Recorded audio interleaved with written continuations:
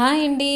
ఈరోజు వచ్చేసి పుచ్చకాయతో ఐస్ చేస్తున్నామండి. మా యష్యు చైతు ఎప్పటి నుంచో అడుగుతున్నారు పుచ్చకాయతో ఐస్ చేయమ్మా అని చెప్పి. ఈరోజు అయితే వాళ్ళ కోసం స్పెషల్గా పుచ్చకాయతో ఐస్ చేస్తున్నానండి. నేను ఏ విధంగా చేశాను అన్నది ఈ వీడియోలో చూపిస్తున్నాను. ఫస్ట్ పుచ్చకాయని సగానికి కోసుకొని ఇలా చిన్న చిన్న ముక్కలుగా కట్ చేసుకోవాలండి. వాటిలో పిక్కలన్నీ సపరేట్ చేసేసి ఒక మిక్సీ జార్ తీసుకొని దాంట్లో ఈ ముక్కలన్నీ వేసుకొని నాకైతే 2 టేబుల్ స్పూన్స్ షుగర్ పడిందండి.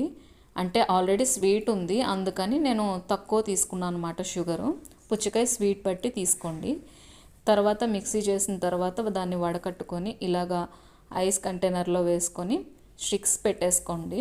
ఈ కంటైనర్స్కి ఫుల్గా వేసుకోవాలండి, లేదంటే ఐస్ సరిగ్గా రాదనమాట తీసినప్పుడు. అందుకని నేను ఫుల్గా వేసుకున్నాను, మునిగేంత వరకు వేసుకున్నాను. ఇవైతే 5-6 అవర్స్ తర్వాత ఇలా ఐస్లా అయిందండి. చాలా బాగుంది, చూసారా? కలర్ అయితే ఎంత బాగా వచ్చిందో, చాలా బాగా కనిపిస్తుంది కదండి. బయట కొనే ఐస్ల కన్నా పిల్లలకి ఇవి చాలా బెస్ట్ అనే చెప్పొచ్చు. వీళ్ళైతే ఈ సమ్మర్లో ఆగరు కదా, ఐస్ అంటూ ఉంటారు. మనమే స్పెషల్గా ప్రిపేర్ చేసిస్తే పిల్లలు చాలా హ్యాపీ కదండి. నేనైతే చాలా హ్యాపీ మా ఇష్యూ చేతుని చూసి.